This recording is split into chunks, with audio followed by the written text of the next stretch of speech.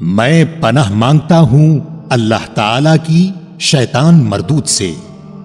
شروع کرتا ہوں اللہ تعالی کے نام سے جو بڑا مہربان نہایت رحم والا ہے۔ طٰہٰ، ہم نے یہ قرآن تجھ پر اس لیے نہیں اتارا کہ تو مشقت میں پڑ جائے، بلکہ اس کی نصیحت کے لیے جو اللہ سے ڈرتا ہے۔ اس کا اتارنا اس کی طرف سے ہے جس نے زمین کو اور بلند آسمانوں کو پیدا کیا ہے، جو رحمان ہے، عرش پر قائم ہے، جس کی ملکیت آسمانوں اور زمین اور ان دونوں کے درمیان اور کرۂ خاک کے نیچے کی ہر ایک چیز پر ہے۔ اور اگر تو اونچی بات کہے تو وہ تو ہر ایک پوشیدہ بلکہ پوشیدہ سے پوشیدہ تر چیز کو بھی بخوبی جانتا ہے۔ وہی اللہ ہے جس کے سوا کوئی معبود نہیں، بہترین نام اسی کے ہیں۔ اور کیا تجھے موسیٰ علیہ السلام کا قصہ بھی معلوم ہے، جبکہ اس نے آگ دیکھ کر اپنے گھر والوں سے کہا کہ تم ذرا سی دیر ٹھہر جاؤ، مجھے آگ دکھائی دی ہے، بہت ممکن ہے کہ میں اس کا کوئی انگارہ تمہارے پاس لاؤں یا آگ کے پاس سے راستے کی اطلاع پاؤں۔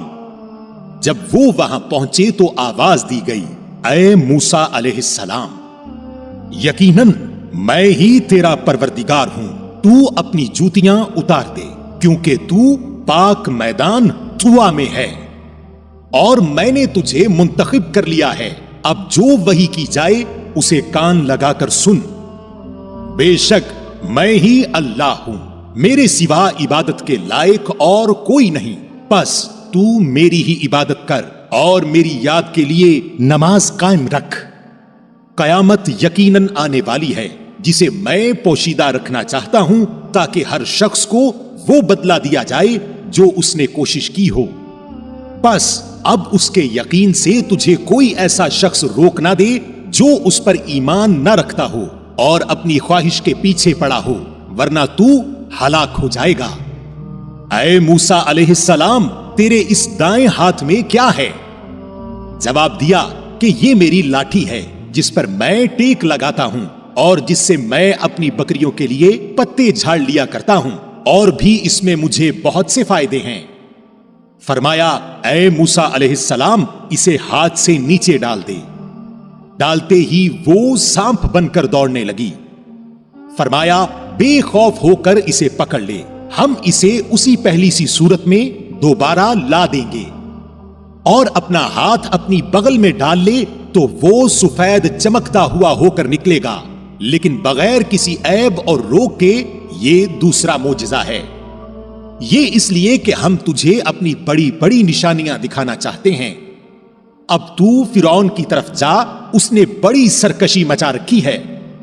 موسیٰ علیہ السلام نے کہا، اے میرے پروردگار، میرا سینہ میرے لیے کھول دے اور میرے کام کو مجھ پر آسان کر دے، اور میری زبان کی گرہ بھی کھول دے تاکہ لوگ میری بات اچھی طرح سمجھ سکیں، اور میرا وزیر میرے کنبے میں سے کر دے، یعنی میرے بھائی ہارون علیہ السلام کو۔ تو اس سے میری کمر کس دے اور اسے میرا شریک کار کر دے، تاکہ ہم دونوں بکثرت تیری تسبیح بیان کریں اور بکثرت تیری یاد کریں۔ بے شک تو ہمیں خوب دیکھنے بھالنے والا ہے۔ جناب باری تعالیٰ نے فرمایا، موسیٰ علیہ السلام، تیرے تمام سوالات پورے کر دیے گئے، اور ہم نے تو تجھ پر ایک بار اور بھی بڑا احسان کیا ہے، جبکہ ہم نے تیری ماں کو وہ الہام کیا جس کا ذکر اب کیا جا رہا ہے کہ تو اسے صندوق میں بند کر کے دریا میں چھوڑ دے، پس دریا اسے کنارے لا ڈالے گا، اور میرا اور خود اس کا دشمن اسے لے لے گا، اور میں نے اپنی طرف کی خاص محبت و مقبولیت تجھ پر ڈال دی تاکہ تیری پرورش میری آنکھوں کے سامنے کی جائے۔ یاد کر جب تیری بہن چل رہی تھی اور کہہ رہی تھی کہ اگر تم کہو تو میں اسے بتا دوں جو اس کی نگہبانی کرے۔ اس تدبیر سے ہم نے تجھے پھر تیری ماں کے پاس پہنچایا کہ اس کی آنکھیں ٹھنڈی رہیں اور وہ غمگین نہ ہو، اور تو نے ایک شخص کو مار ڈالا تھا، اس پر بھی ہم نے تجھے غم سے بچا لیا، غرض ہم نے تجھے اچھی طرح آزما لیا۔ پھر تو کئی سال تک مدین کے لوگوں میں ٹھہرا رہا، پھر اے موسیٰ علیہ السلام تو تقدیر الہی کے مطابق آیا اور میں نے تجھے خاص اپنی ذات کے لیے پسند فرما لیا۔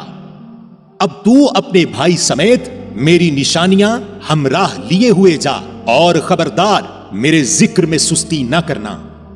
تم دونوں فرعون کے پاس جاؤ، اس نے بڑی سرکشی کی ہے، اسے نرمی سے سمجھاؤ کہ شاید وہ سمجھ لے یا ڈر جائے۔ دونوں نے کہا اے ہمارے رب، ہمیں خوف ہے کہ کہیں فرعون ہم پر کوئی زیادتی نہ کرے یا اپنی سرکشی میں بڑھ نہ جائے۔ جواب ملا کہ تم مطلقاً خوف نہ کرو، میں تمہارے ساتھ ہوں اور سنتا دیکھتا رہوں گا۔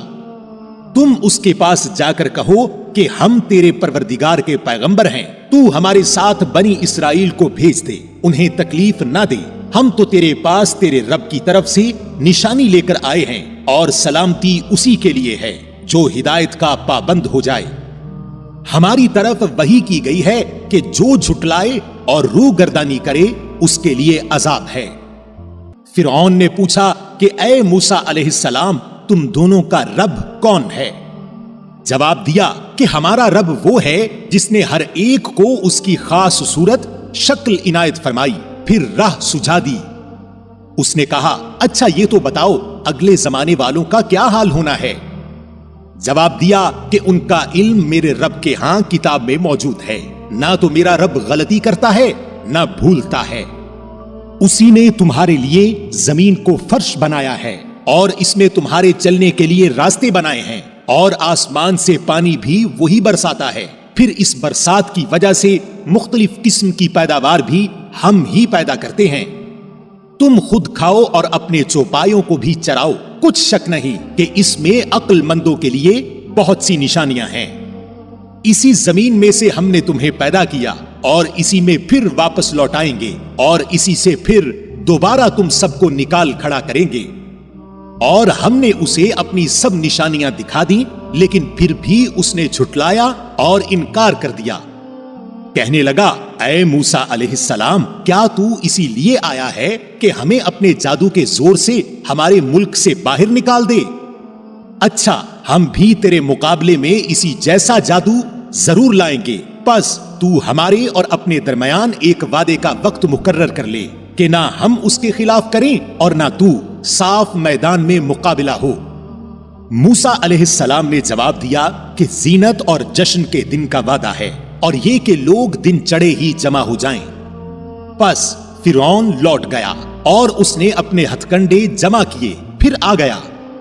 موسیٰ علیہ السلام نے ان سے کہا تمہاری شامت آ چکی، اللہ تعالیٰ پر جھوٹ اور افطرا نہ باندھو کہ وہ تمہیں عذاب سے ملیا میٹ کر دے۔ یاد رکھو وہ کبھی کامیاب نہ ہوگا جس نے جھوٹی بات گھڑی۔ پس یہ لوگ آپس کے مشوروں میں مختلف رائے ہو گئے اور چپکے مشورہ کرنے لگے۔ کہنے لگے یہ دونوں محض جادوگر ہیں اور ان کا پختہ ارادہ ہے کہ اپنے جادو کے زور سے تمہیں تمہارے ملک سے نکال باہر کریں اور تمہارے بہترین مذہب کو برباد کریں۔ تو تم بھی اپنا کوئی داؤ اٹھا نہ رکھو، پھر صف بندی کر کے آؤ، جو آج غالب آ گیا وہی بازی لے گیا۔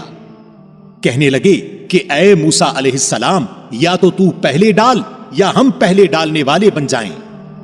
جواب دیا کہ نہیں، تم ہی پہلے ڈالو۔ اب تو موسیٰ علیہ السلام کو یہ خیال گزرنے لگا کہ ان کی رسیاں اور لکڑیاں ان کے جادو کے زور سے دوڑ بھاگ رہی ہیں۔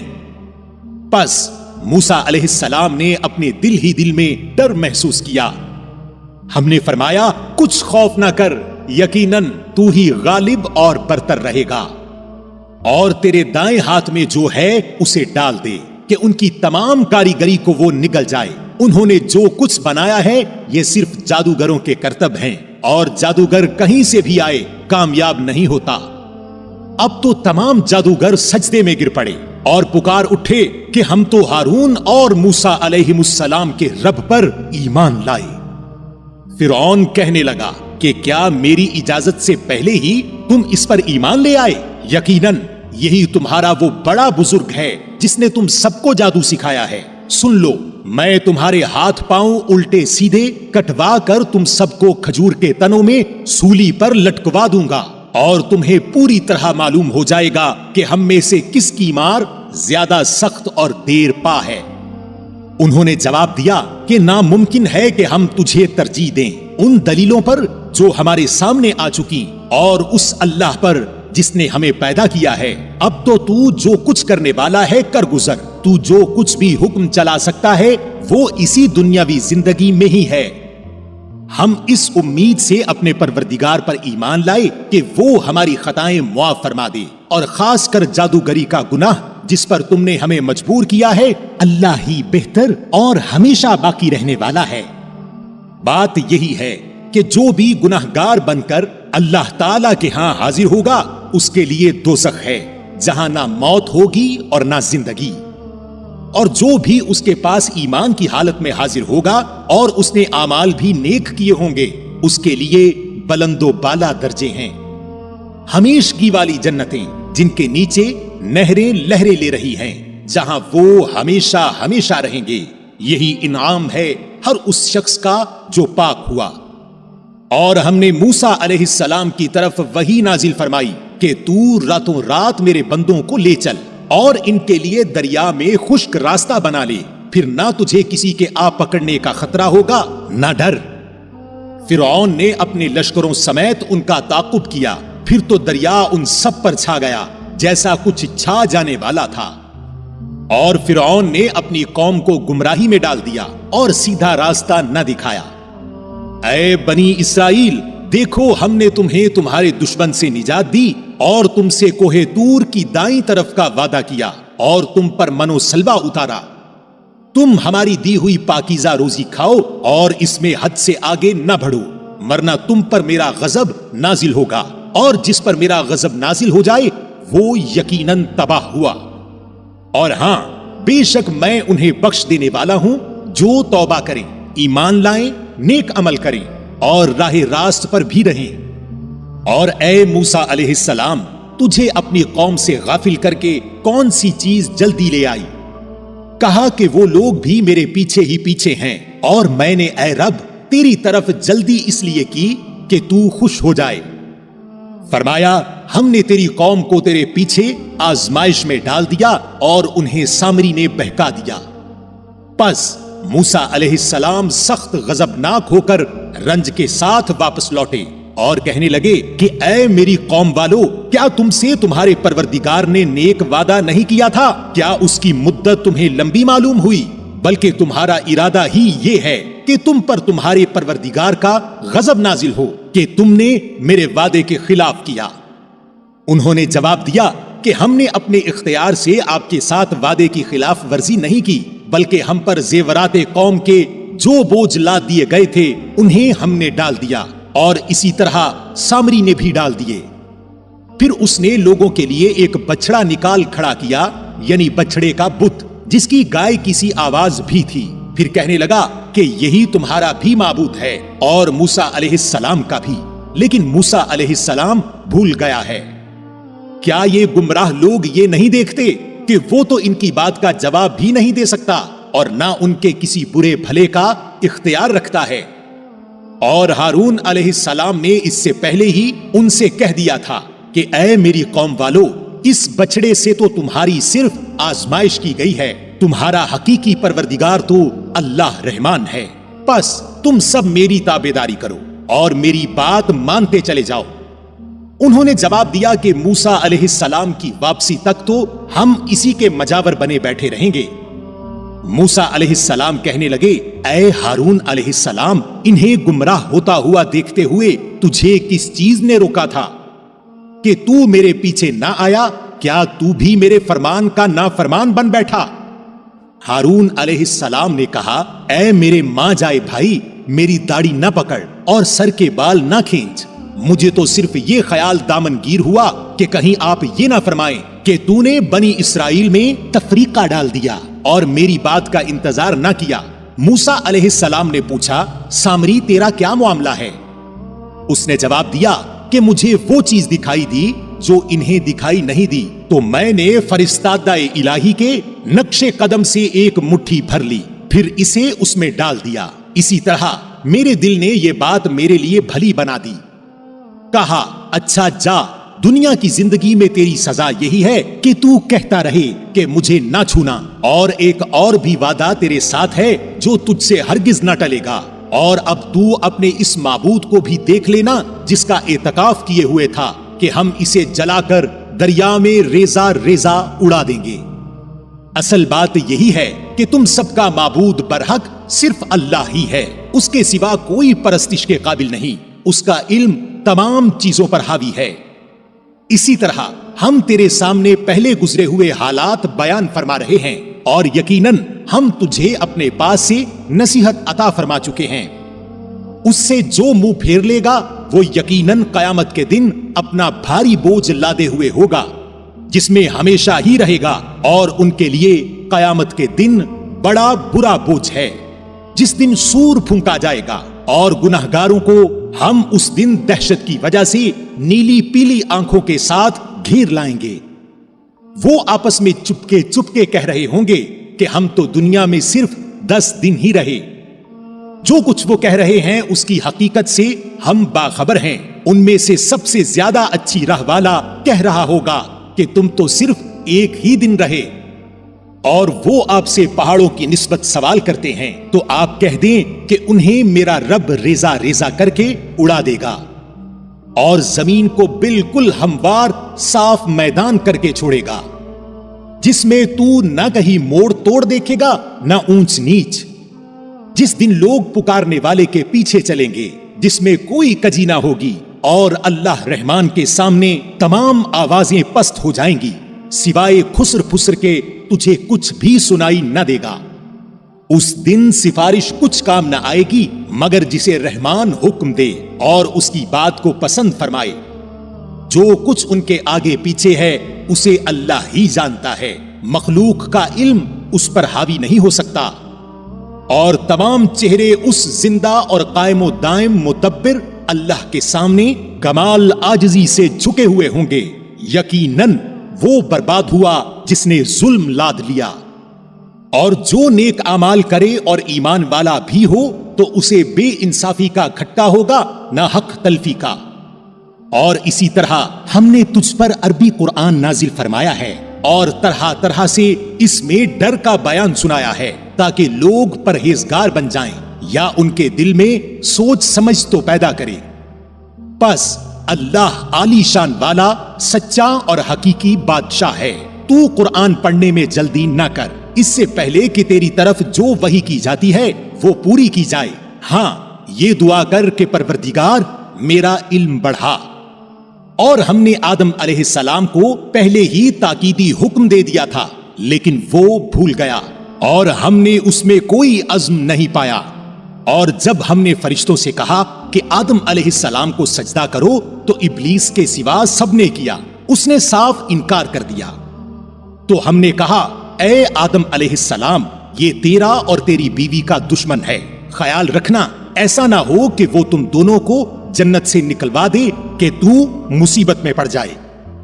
یہاں تو تجھے یہ آرام ہے کہ نہ تو بھوکا ہوتا ہے نہ ننگا، اور نہ تو یہاں پیاسا ہوتا ہے نہ دھوپ سے تکلیف اٹھاتا ہے۔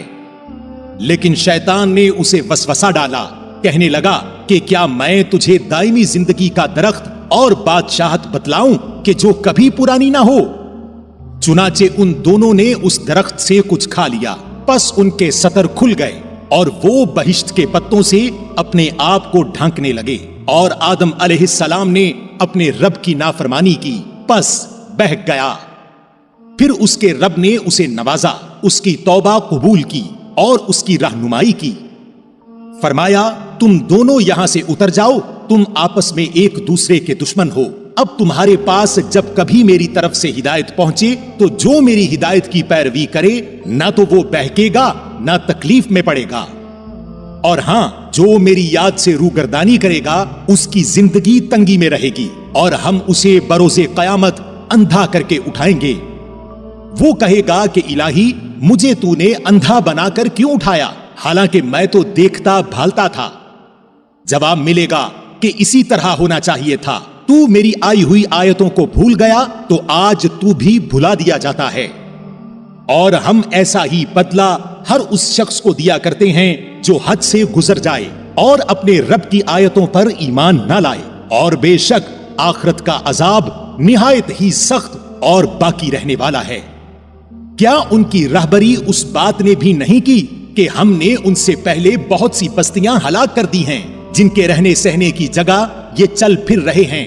یقیناً اس میں عقل مندوں کے لیے بہت سی نشانیاں ہیں۔ اور اگر تیرے رب کی بات پہلے ہی سے مقرر شدہ اور وقت معین کردہ نہ ہوتا تو اسی وقت عذاب آ چمٹتا۔